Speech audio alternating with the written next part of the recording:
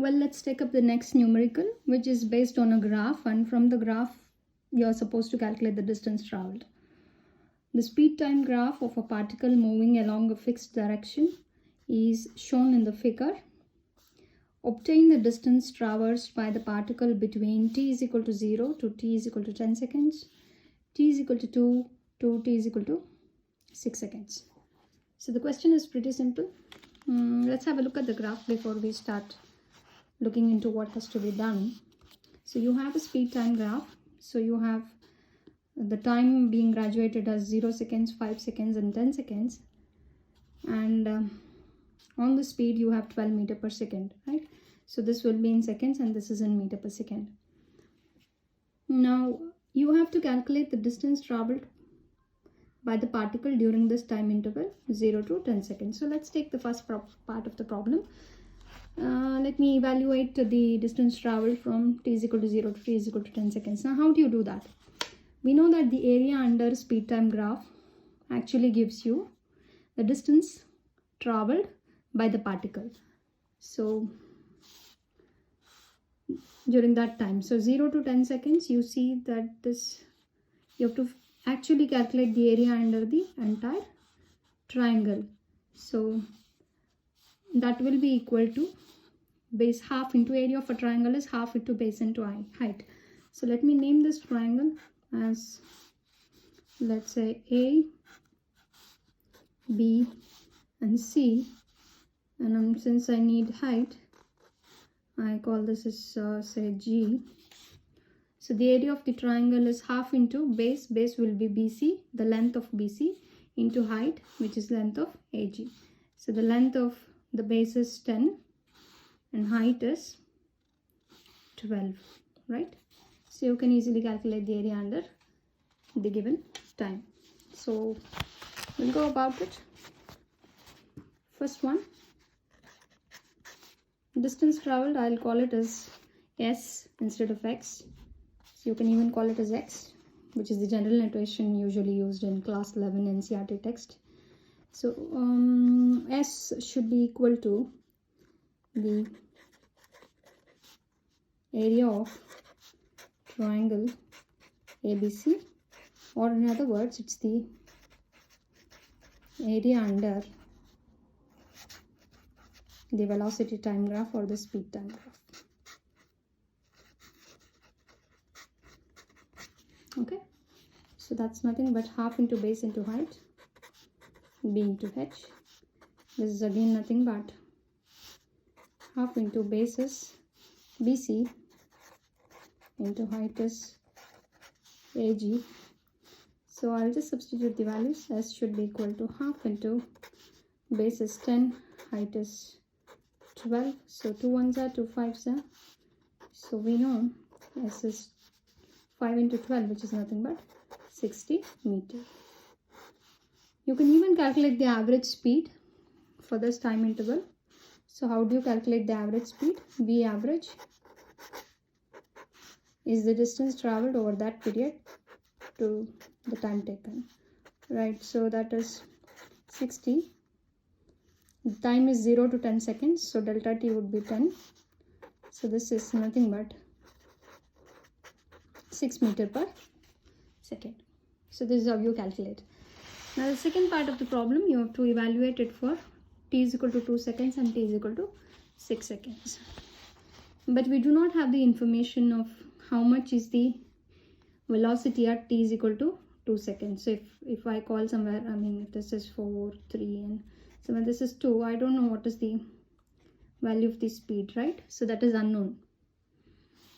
Similarly, I don't know what is the value of the speed at 6 seconds. So what I'll do is, I only have information of the speed at t is equal to 5 seconds, and I know at t is equal to 0, it is 0, t is equal to 10, it is 0 again. So I'll split this over. I'll split this 2 to 6 seconds as, I will first calculate the acceleration experienced by the particle between the time 0 to 5 seconds. Similarly, I will calculate the acceleration experienced by the particle from 5 to 10 seconds. So it is very evident from the graph that the particle is moving with the uniform acceleration. Here it's a uniform increasing acceleration, here it's a decreasing uniform acceleration. So here it's a retardation. So we will calculate the acceleration for 0 to 5 and 5 to 10, right? And then once you have the acceleration, we will calculate what was the initial velocity of the particle at t is equal to 2 seconds. So once you have that information and you know what was the velocity at t is equal to 5 seconds, you can easily calculate the distance traveled by the particle during that time, right? So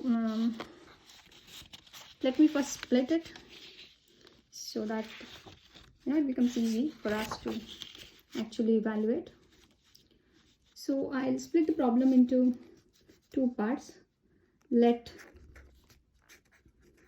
S1 is the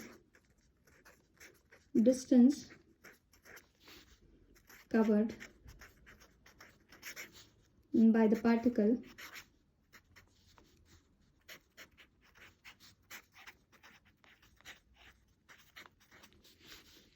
from t is equal to 2 seconds to t is equal to 5 seconds. Similarly, let S2 be the distance covered by the particle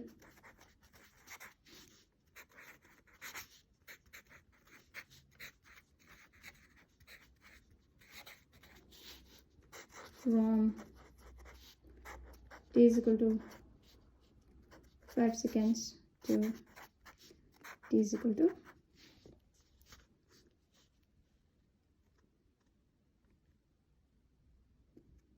10 seconds, 6 seconds, right? So I'm just splitting it 2 to 5 and 5 to 6, right? So therefore 6 seconds is what we are supposed to find out. So when I club these, I'll have the information that the total distance will be equal to S1 plus S2. So you would have calculated from 2 to 6 seconds is what is actually required to be calculated. Now again, the first part, I told you I'll first determine what was the acceleration during this period, and then I'll evaluate what was the initial velocity at 2 seconds, and then I'll have enough information to calculate the distance traveled during this time, right? So to do so,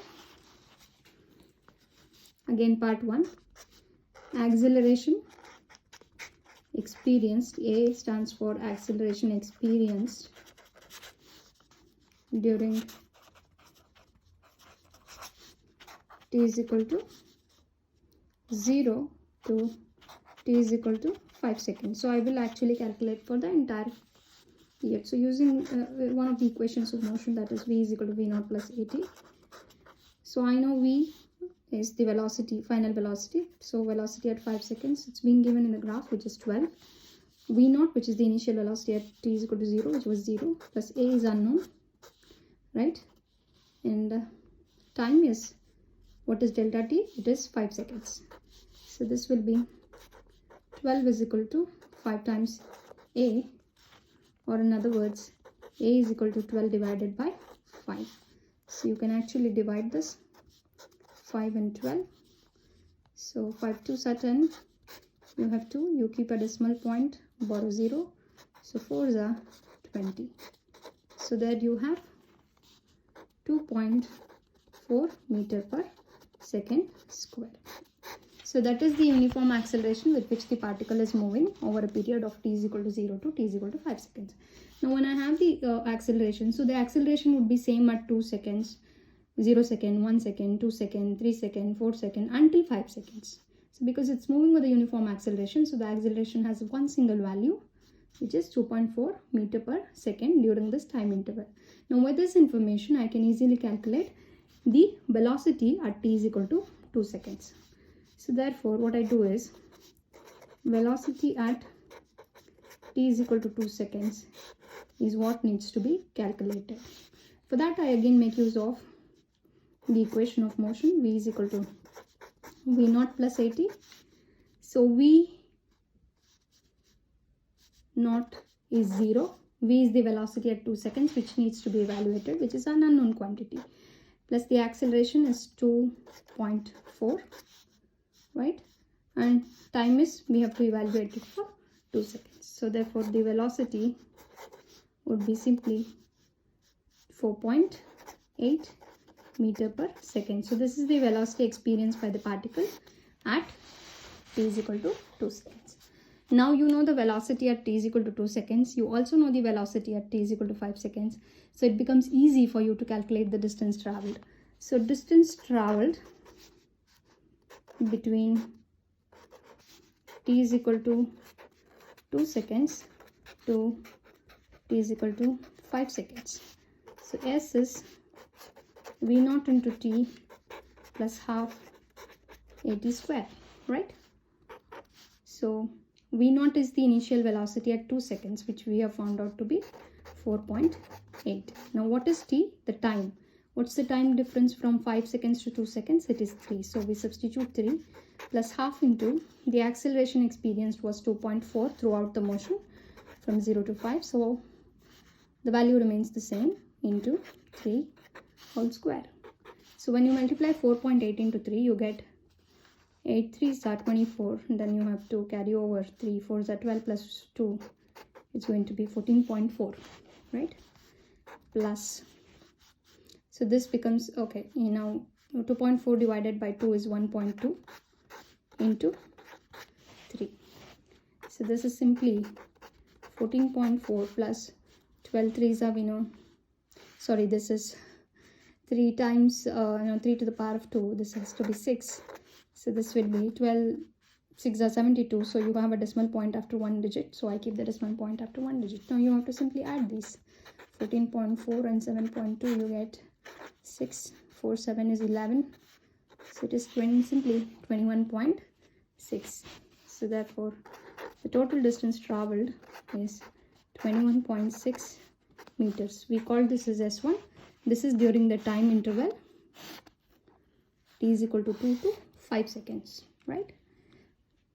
Now, similarly, I will calculate the acceleration experienced by the particle between acceleration experienced between t is equal to, or from t is equal to how much, 5 seconds to t is equal to 10 seconds, right? So I told you it will be a negative acceleration because you see that it's decreasing. So we use the same equation, v is equal to v naught plus a into t.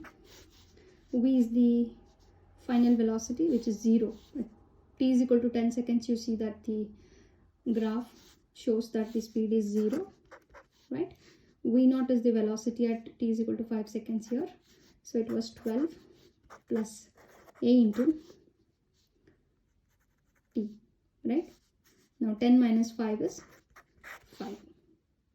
So therefore this is, if I bring 12 on this side, it becomes minus 12 is equal to 5 times a. So it is simply minus 2.4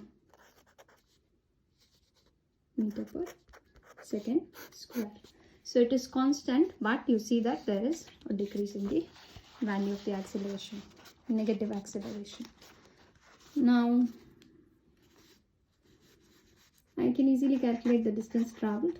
S2 is equal to v naught into t plus half at square for t is equal to 5 seconds to t is equal to 6 seconds, right?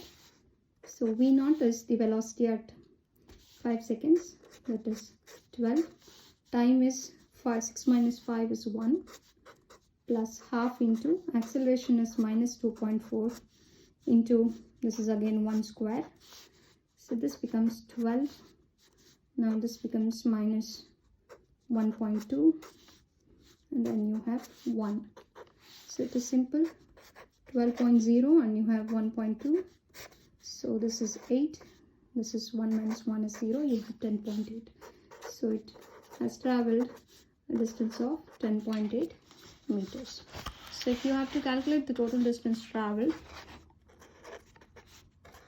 it is simply s1 plus s2, that is from t is equal to 2 seconds to t is equal to 6 seconds. So it was 21.6 plus 10.8. So 8 plus 6 is 14. Carry, you get 2. So it is simply 32.4 meters. So what will be the average speed during that period? That can also be calculated. V average is simply 32.4 meters divided by 2 to 6. You have a time difference of 4 seconds. So you can just do it here, 32.4 and divide it by 4. So that's going to be 4 8s are 32.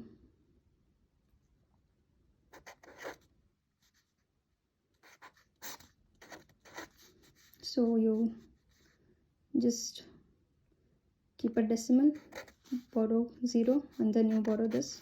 So 2s are 4. So it's 8.02 meter per second. So this is how you actually calculate the distance traveled